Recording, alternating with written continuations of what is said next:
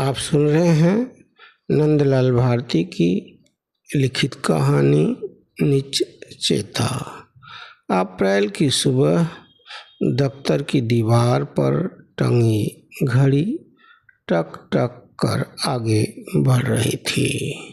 संस्थान की इमारत की दीवारें तपने लगी थीं। एसी फुल स्पीड पर चल रही थी।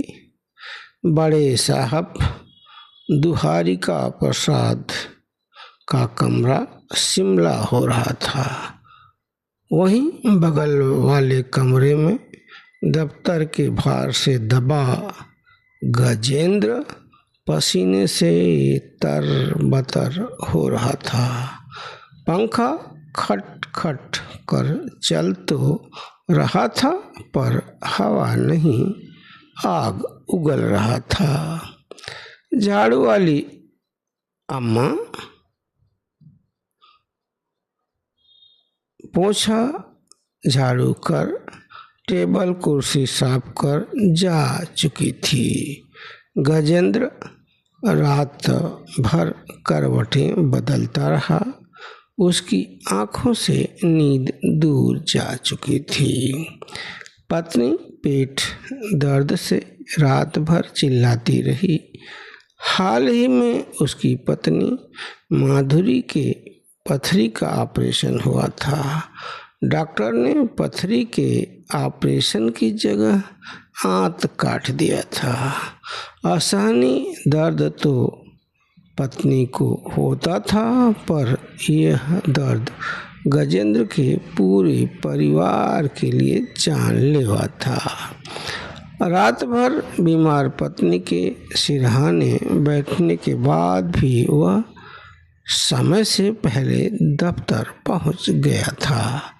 वैसे दफ्तर के बाहर के लोग कहते सूरज भले ही देर से उगे, पर गजेंद्र बाबू समय से पहले दफ्तर पहुंच ही आते हैं। पड़ोसी कहते समय की पाबंदी तो कोई गजेंद्र बाबू से सीखे, पर गजेंद्र को इनाम नहीं तिरस्कार मिलता था। अप्रैल का महीना वैसे पिछले कई वर्षों से रुला रहा था, पर हर दिन हर महीना गजेंद्र के लिए नया जोश और उत्साह लेकर आता था। मार्च क्लोजिंग के बाद अप्रैल का महीना दफ्तर के अधिकारियों और कर्मचारियों के वार्षिक चरित्रावली लिखने का होता था। वही चरित्रावली जो पिछले 25 वर्षों से गजेंद्र के प्रमोशन का गला घोंट रही थी। उसके साथ के ज्वाइन किए लोग ऑफिसर बन गए थे, परंतु उच्च शिक्षित ही नहीं, व्यावसायिक शिक्षित गजेंद्र क्लर्क के पद पर ही कलम घिस रहा था। ठंडे कमरे के भीतर अशुद्र बड़े साहब दुहारिका प्रसाद जुहाड़ अपनी घूमने वाली कुर्सी पर बैठे बैठे गर्म हो रहे थे। उनके माथे पर तिलक, मेज पर गीता और होठों पर वही पुरानी घृणा साफ साफ दिखाई पड़ रही थी। गजेंद्र को देखते ही उनकी आंखों में तिरस्कार उतर आया। वे बोले, आ गए तुम? उन्होंने चश्मा उतारकर मेज पर रखकर पूछा, तुम क्या देखते हो? देखो, मेरी टेबल पर धूल जमी है। बाई चली गई। चपरासी शुक्रवार को काम नहीं करता, टोपी लगाकर घूमता रहता है। देखो, कहीं बाई दिखाई पड़ जाए तो बुलाकर मेरे पास लाओ। तुम तो कुछ मैनेज कर पाते ही नहीं, दूसरों से अपनी तुलना करते रहते हो। बस तुमको सीनियर ऑफिसर बनना है, करना कुछ नहीं है। तुम आजकल कुछ ज़्यादा फ्रस्ट्रेट हो रहे हो। मिस्टर चूहाड़ आंख उल्टते हुए गीता उठा लिए। मिस्टर चूहाड़ एक सीनियर ऑफिसर थे जो सिर्फ जातीय योग्यता के बल पर एरिया से स्टेट प्रमुख के पद पर बैठ चुके थे, जबकि इसी संस्थान में स्नातक और पोस्ट ग्रेजुएट तक शिक्षित दैनिक वेतनभोगी चपरासी तक काम कर रहे थे। मिस्टर चूहाड़ सिंपल ग्रेजुएट, स्टेट प्रमुख, वह जातिवाद का घिनौना खेल। मिस्टर चूहाड़ के वातानुकूलित रूम से जैसे ही गजेंद्र अपनी कुर्सी पर आकर बैठा, तभी महिला सफाई कर्मी आ गई और बोली, गजेंद्र बाबू पगार दे दो। गजेंद्र बोला, अम्मा, बड़े साहब तुमसे बात करना चाहते हैं, जाओ मिलकर आओ। अम्मा मिस्टर चूहाड़ के रूम में चली गई। अम्मा को देखकर मिस्टर चूहाड़ कालबेल पर बैठ गए। चपरासी दौड़ कर आया, गजेंद्र से बोला, बड़े बाबू साहब बुला रहे हैं। मिस्टर चूहाड़ आंखें लाल करते हुए बोले, तुम जैसे नीच लोग जितनी भी मेहनत कर लो, जितना भी धन कमा लो, पर रहोगे वहीं के वहीं। वे अंगुली दिखाते हुए बोले, देखो भाई, टेबल पर धूल जमी हुई है कि नहीं। मिस्टर चूहाड़ बात तो महिला सफाई कर्मी से कर रहे थे, परंतु उनका इशारा गजेंद्र की तरफ था।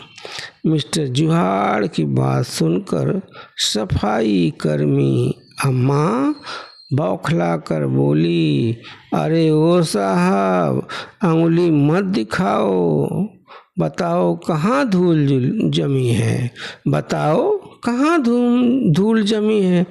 कहते हुए वह हाथ टेबल पर रगड़ कर झाड़ दी और बोली, देखो साहब, कौन सी धूल है।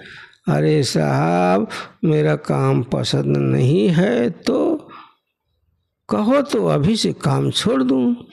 मेरा जन्मजात पेशा झाड़ू पोछा नहीं है, मैं जाति से अहीर हूँ। मैं तो गजेंद्र बाबू के कहने पर काम कर रही हूँ। साहब मेरे पढ़े लिखे 2 बेटे साहब हैं। ऊंची जाति का इनाम उनकी नौकरी नहीं है। शूद्रों को जो कुछ मिलता है उसके लिए उन्हें बहुत दुख दर्द संघर्ष के बाद मिलता है। उन्हें बहुत दुख दर्द सहने पड़ते हैं। हमारे बच्चे माँ के पेट से पैदा होते हैं, कुछ परजीवी प्रजातियों की तरह किसी काल्पनिक ब्रह्मा के मुंह से नहीं। ये मुआ पैदा होते ही आरक्षण पा रहे हैं युगों से। काश हमारे लोग भी ब्रह्मा के मुंह से पैदा हुए होते तो न मुझे झाड़ू पोछा करना पड़ता न संघर्ष। बच्चे पोथी लेकर निकलते तो दिन भर में 1000-2000 लेकर आ जाते।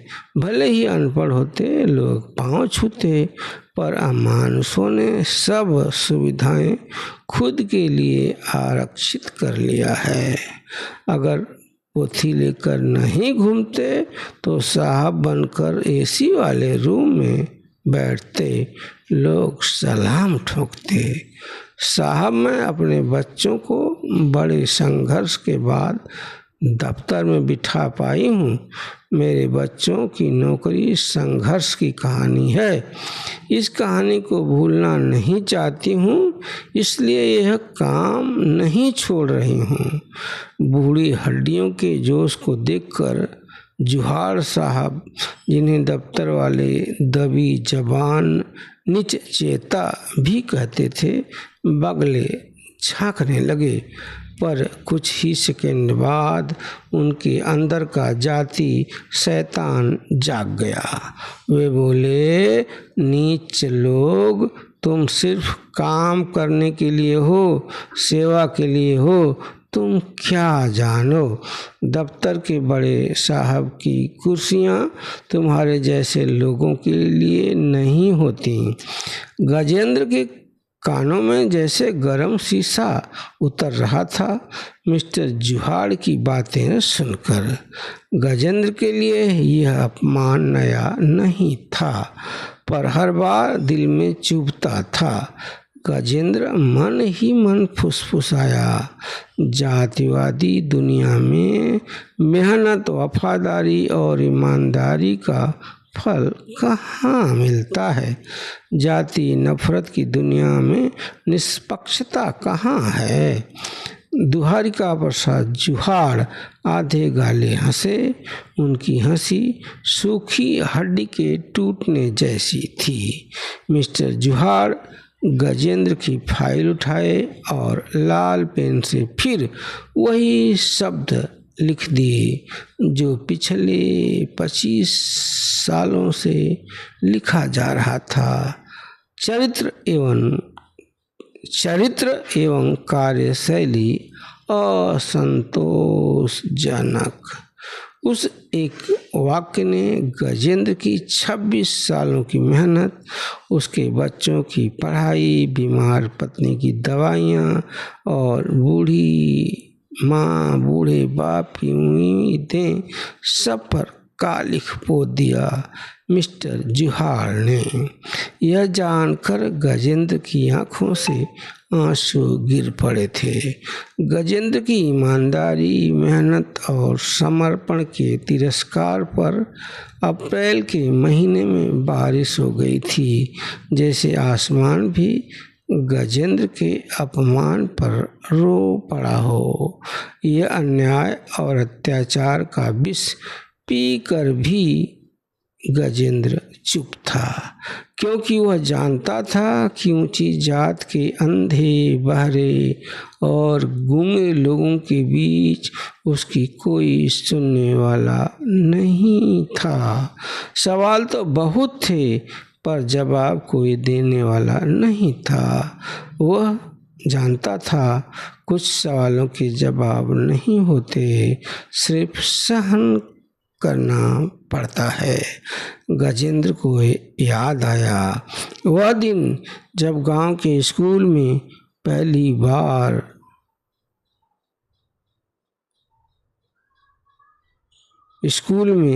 अशुद्र मास्टर ने उसे अप्रैल की तपती धूप में बैठने का दंड दिया था।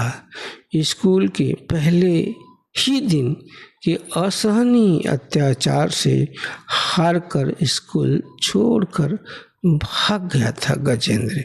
इसके बाद भी गजेंद्र ने स्कूल नहीं छोड़ा, बल्कि दूसरे गांव के हरिजन प्राइमरी पाठशाला से 5वीं तक की शिक्षा लेकर आगे की पढ़ाई दूसरे स्कूल कॉलेजों से पूरी किया था। आखिरकार बीए की परीक्षा 3rd डिवीजन से पास कर पाया था। उसका पढ़ाई के प्रति समर्पण, तेज दिमाग, जातिवाद की भेंट चढ़ गया था। खुशी की बात थी कि 3rd डिवीजन तो पास हो गया था, जो उसके लिए 1st डिवीजन से कम नहीं था। ग्रेजुएट तक की शिक्षा उसके लिए ज्वालामुखी के मुहाने पर बैठने जैसे ही पूरी हुई थी। बहुत संघर्षपूर्ण जीवन था। आगे की उच्च शिक्षा भी आसान तो कतई नहीं थी। बेरोजगारी का दर्द 8 साल तक ढोना पड़ा था। तब बेरोजगारी का दाग तनिक धुला तो था, पर नौकरी की राह कांटों भरी साबित हुई थी। उसे खुद की भविष्य की चिंता नहीं थी, बल्कि अपने बूढ़े माँ बाप और परिवार की फिक्र थी। कारण वही था जो आज भी उसके साथ उसकी जात। उस दिन भी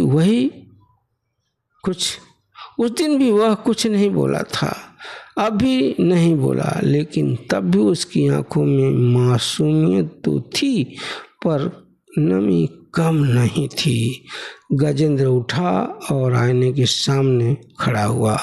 उसके चेहरे पर न कोई दाग न कोई धब्बा था, परंतु दिल में जातिवाद के प्रति आक्रोश था और आत्मा पर जातिवाद का दाग जो डस रहा था। गजेंद्र खुद से पूछा, क्या कमी है मुझ में?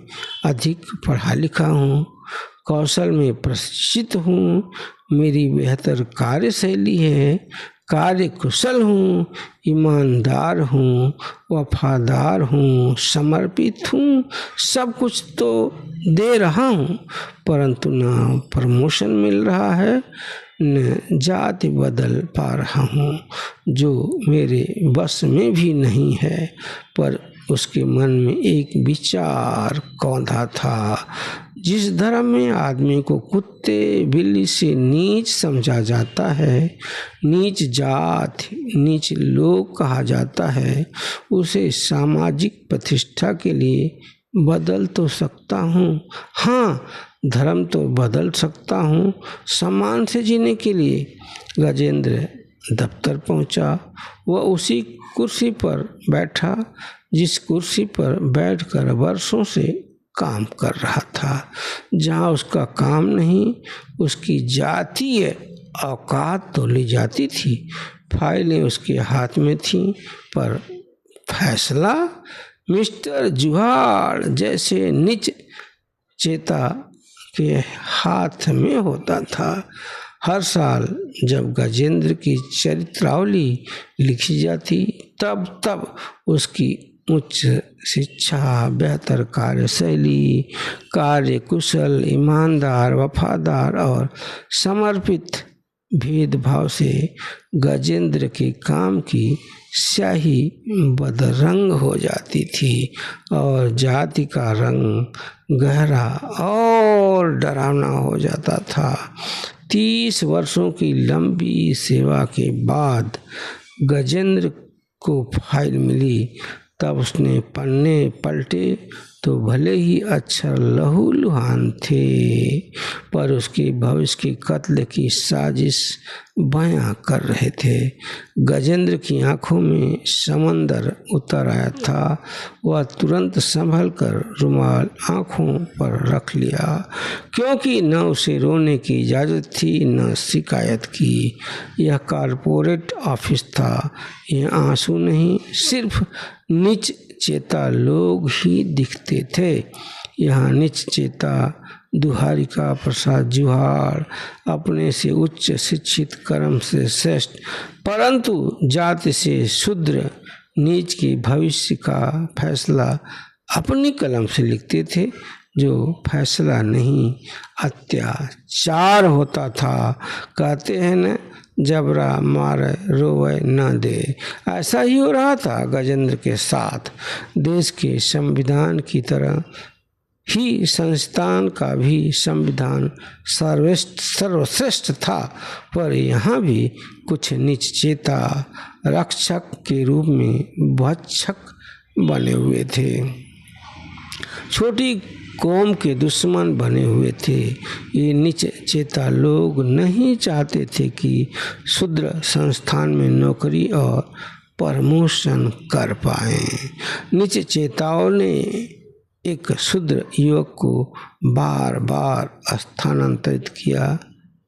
देश का कोई कोना नहीं छूटा था। छोटे से टाइम पीरियड में इतना ज़्यादा अत्याचार और स्थानांतरण हुआ कि वह युवक घबरा कर मर भी गया था। ऐसे थे ये नीच चेता लोग। दुहारिका प्रसाद जुहार और नीच चेता लोग गजेंद्र के साथ भी दोयम दर्जे का व्यवहार कर रहे थे, पर गजेंद्र के अनुरोध पर भी स्थानांतरण नहीं कर रहे थे, बस तड़पा रहे थे।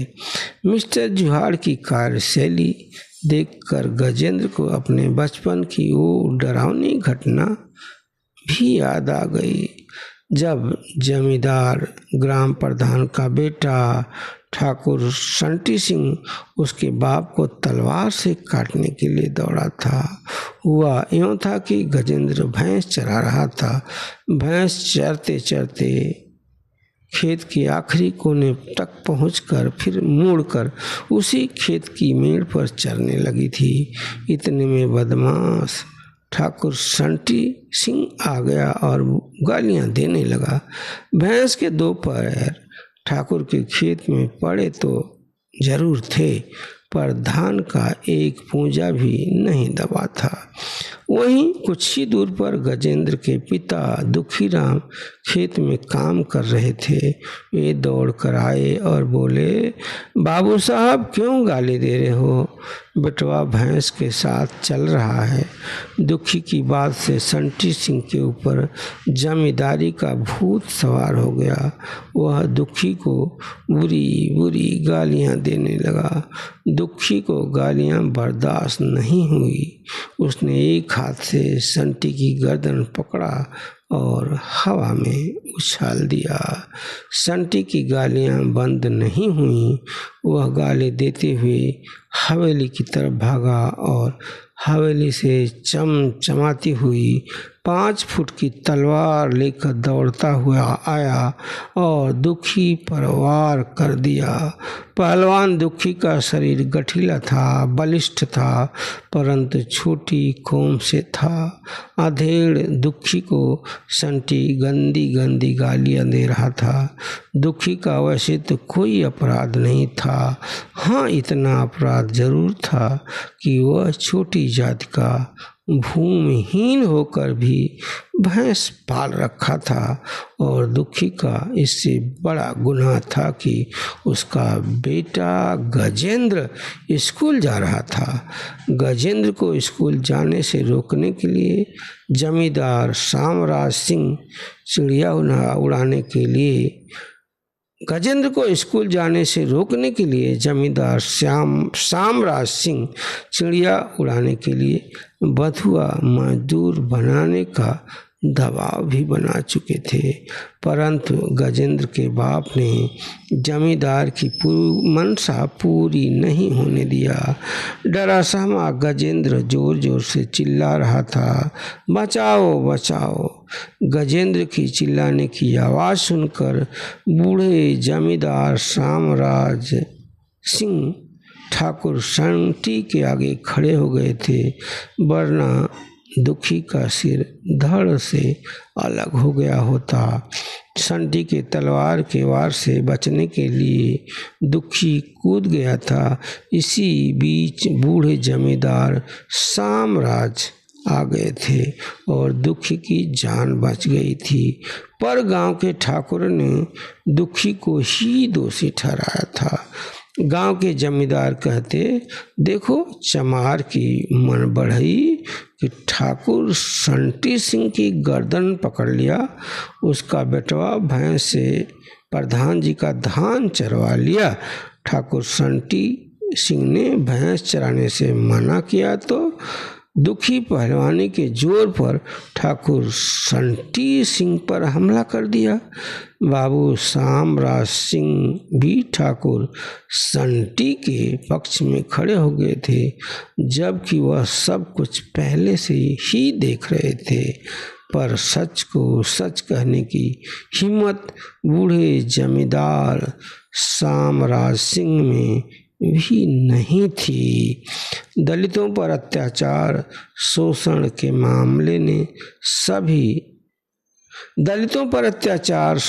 मामले में सभी अशूद्र एक हो जाते थे। आज भी आज़ादी के 7 दशक बाद भी बहुत कुछ नहीं बदला है। देश में दलितों के दमन बेखौफ जारी हैं। उनके खेत खलिहान आग के हवाले कर दिए जा रहे हैं। उनकी बहन बेटियों की इज्जत से दबंग लोग खिलवाड़ कर रहे हैं, हत्या तक कर रहे हैं। एकदम ऐसा ही गजेंद्र के साथ काले अंग्रेज कलम से अत्याचार कर रहे थे, उसके भविष्य का कत्ल कर रहे थे, निरापद के खिलाफ साजिशें रच रहे थे ताकि वह खुद नौकरी छोड़ दे या सुसाइड कर ले। गजेंद्र के साथ अत्याचार, शोषण, पढ़े लिखे नीच चेता, उच्च वर्णिक दुहारिका प्रसाद जुहाड़ जैसे उच्च अधिकारी कलम से कर रहे थे, जो तलवार से भी अधिक घातक था। पर प्रहार में कोई शोर नहीं था। श्रम की मंडी से लेकर यूनिवर्सिटी और बड़े बड़े संस्थानों में बैठे उच्च वर्णिक साइलेंट किलर चुपचाप ऐसी ही तो तलवारें भांज रहे थे, जिससे बहुत से बेहोनहार शूद्र बेमौत मारे जा रहे थे। उनके भविष्य का कत्ल भी कर रहे थे। नौकरी के आखिरी वर्ष में जब गजेंद्र सिंह को दंड स्वरूप दूसरे राज्य में स्थानांतरित कर दिया गया और प्रमोशन से दूर रखा गया, उधर शैक्षणिक और व्यावसायिक शिक्षा की तराजू पर अयोग्य परंतु योग्यता की तुला पर सर्वोत्तम खुदगर्ज चालबाज मिस्टर जुहाड़ को सतर्कता विभाग का चीफ बना दिया गया और गजेंद्र क्लर्क से आगे नहीं बढ़ पाया। लोग कहते जाति आरक्षण के आगे सारी योग्यताएं फेल हैं। जातिवादी नजरों में कर्म नहीं जाति श्रेष्ठ है। हरे धार्मिक आरक्षण। गजेंद्र और दुहारिका प्रसाद जुहाड़ दोनों की नौकरी की शुरुआत क्लर्क से हुई थी, परंतु प्रमोशन में जमीन आसमान जैसी दूरी थी। गजेंद्र समझ गया था कि उसका यह तबादला असल में उसका नहीं था, उसकी पहचान का तबादला हुआ था। नए दफ्तर में कुर्सी वही थी, परंतु फाइलें बहुत जिम्मेदारी पूर्ण थी। काम चुनौतियों से भरा हुआ था, पर नज़रों का वजन पहले से और अधिक था। दूसरे राज्य में गजेंद्र के पहुंचने से पहले उसकी जाति पहुंच चुकी थी। गजेंद्र शालीनता से बोला, साहब जाति है कि जाति ही नहीं। सच तो एक दिन समय बता ही देगा कौन बड़ा है और कौन नीच चेता। समय चुप नहीं रहता। विभाग में नई डिजिटल मूल्यांकन प्रणाली शुरू हो गई। अब हर कर्मचारी की गोपनीय चरित्रावली केवल अधिकारी की निजी टिप्पणी से नहीं, बल्कि कार्य निष्पादन, कर्मठता, ईमानदारी, वफादारी, समयबद्धता, कार्य कौशल, शिक्षा, व्यावसायिक शिक्षा, ज्ञान, अनुभव, समर्पण और सहकर्मियों की फीडबैक रिपोर्ट से तय होने लगी थी। डिजिटल मूल्यांकन से गजेंद्र का रिकॉर्ड श्रेष्ठ निकला, परंतु संस्थान के नायाब नगीने को जाति व्यवस्था के दिमकों ने 0 बना दिया था। जांच समिति ने पुरानी चरित्रावलियां भी मंगाई। 32 सालों की चरित्रावली की वही नकारात्मक टिप्पणियां देखकर संदेह गहरा गया। जब विभागीय जांच हुई तो पहली बार सामने सच आया।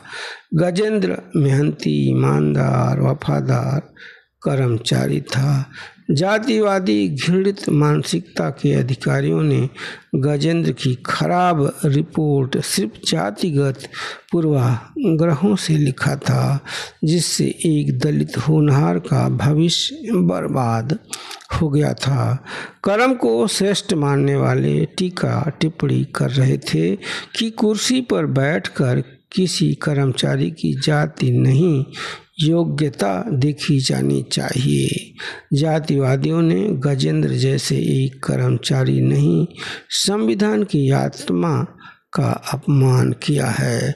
मिस्टर जुहाड़ की वार्षिक गोपनीय रिपोर्ट में पहली बार लिखा गया, व्यवहार में पक्षपात, नेतृत्व में संवेदनहीनता, प्रशासनिक नैतिकता कमजोर, वही शब्द जो वे वर्षों से दूसरों पर थोपते आए थे, आज उनके सामने आईना बनकर खड़े थे।